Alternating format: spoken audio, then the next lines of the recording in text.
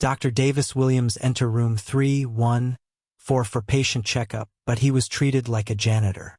"Excuse me," she said sharply, not bothering to look at his badge.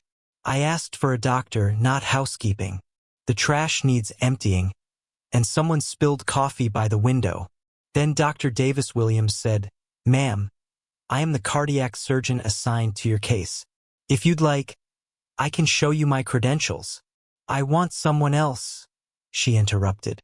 "Someone qualified. Someone appropriate. Surely you understand." But what happened after the conversation shocked everyone. Stay with me, because what happens next will leave you questioning everything you think you know about justice, mercy, and the true meaning of the Hippocratic Oath. Dr. Davis Williams arrived at St. Catherine's Medical Center at 6 a.m. sharp, just as he had every morning for the past 3 years. At 42, he was one of the most skilled cardiothoracic surgeons on the West Coast. Harvard Medical School graduate. Published researcher. A man who had saved over 300 lives with his steady hands and brilliant mind. But as Davis walked through the pristine white corridors in his scrubs, something else walked with him. Something invisible yet heavy. The weight of being the only black surgeon in a hospital where assumptions ran deeper than medical knowledge. He opened the door of room 314. That's where it started. Margaret Whitmore, 67, had been admitted the night before with chest pains. She is wealthy and connected, the kind of patient who demanded and received VIP treatment. Davis knocked gently and entered with her chart. Mrs. Whitmore looked up from her private room, the kind with the view of the hospital's garden, and her expression immediately shifted. "Excuse me," she said sharply, not bothering to look at his badge. "I asked for a doctor, not housekeeping. The trash needs emptying, and someone spilled coffee by the window." Davis had heard it before, the assumption, the immediate categorization, but today felt different. Today, something in her dismissive tone, the way she waved him away like he was nothing more than an inconvenience, struck deeper. "Mrs. Whitmore," Davis said calmly, holding up his stethoscope, "I'm Dr. Williams, your cardiothoracic surgeon. I'm here to discuss your upcoming procedure." Then she laughed. "Very funny. Where's the real doctor? I specifically requested the best cardiac surgeon you have." "Not," she gestured dismissively, "whatever this is supposed to be." The silence stretched between them like a chasm. Davis had spent 12 years in medical training. He'd published papers that revolutionized heart surgery techniques.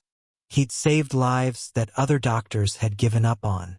But in that moment, in that pristine private room, he was reduced to a uniform, a skin color, an assumption. "Ma'am, I am the cardiac surgeon assigned to your case. If you'd like, I can show you my credentials." "I want someone else," she interrupted. "Someone qualified. Someone appropriate.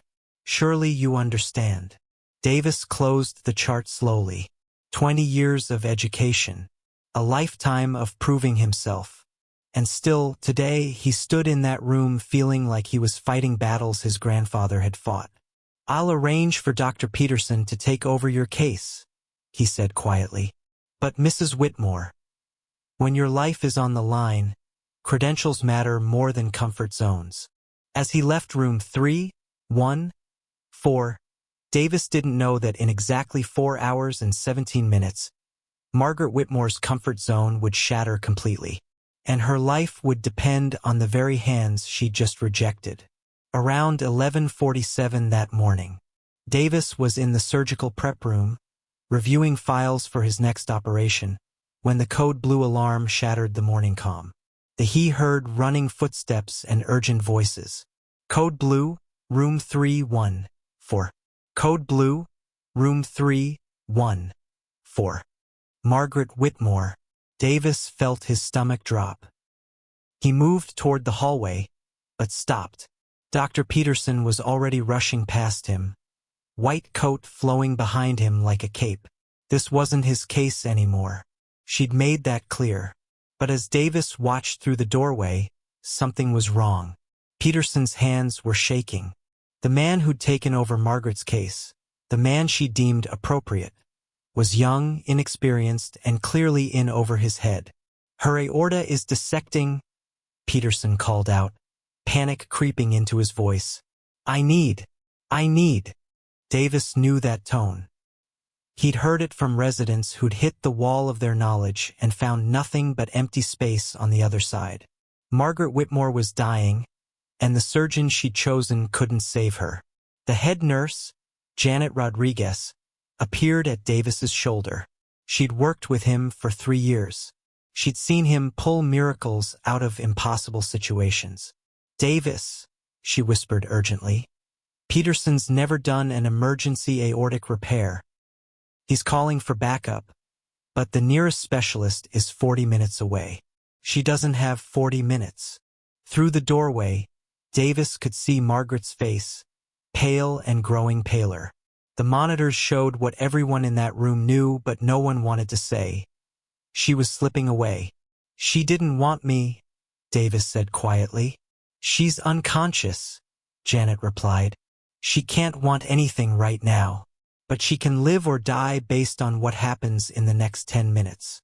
Davis Williams stood in that doorway, watching Margaret Whitmore struggle with her life, and he faced the hardest question a person can face.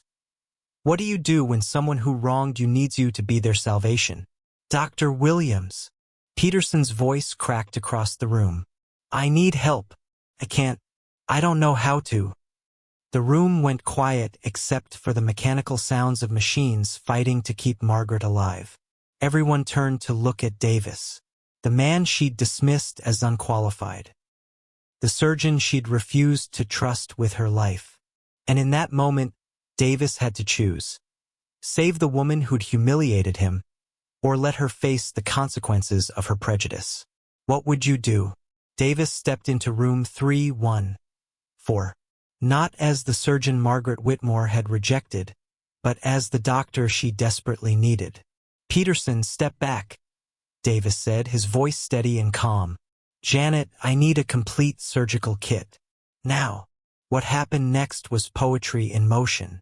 Davis's hands moved with precision that comes from years of training and an innate gift that can't be taught. He worked on Margaret's aorta like a master craftsman restoring a priceless painting. Every movement deliberate, every decision calculated. "Pressure stabilizing," called out the anesthesiologist. "Heart rate normalizing," added the surgical nurse. For 43 minutes, Davis fought death itself. Not for gratitude, not for recognition, not even for Margaret Whitmore, really. He fought because that's who he was. A healer, a doctor who'd sworn an oath to save lives, regardless of whether those lives had shown him respect or rejection. Then steady beeping of stable heart monitor. "She's stable," Davis announced finally, peeling off his gloves.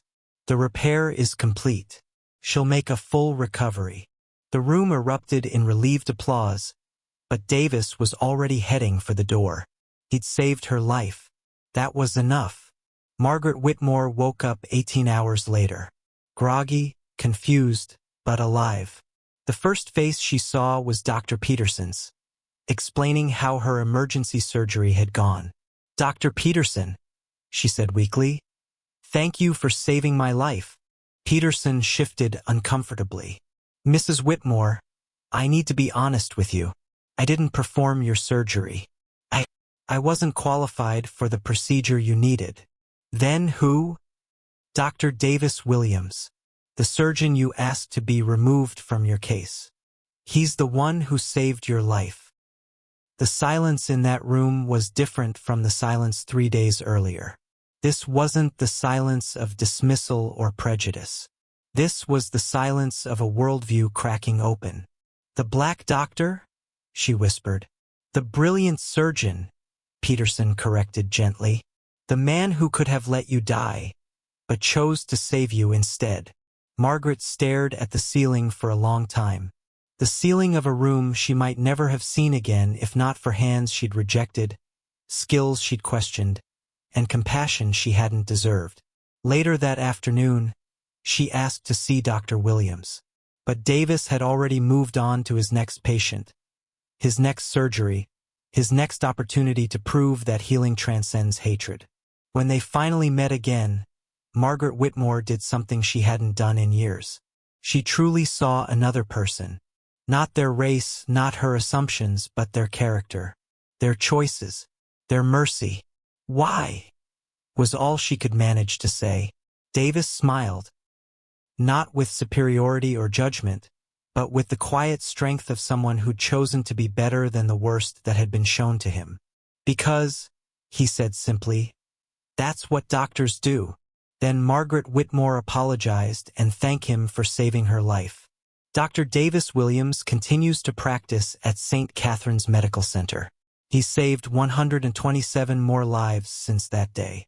Margaret Whitmore made a full recovery and has become an advocate for equality in healthcare. But the real story isn't about either of them. It's about all of us.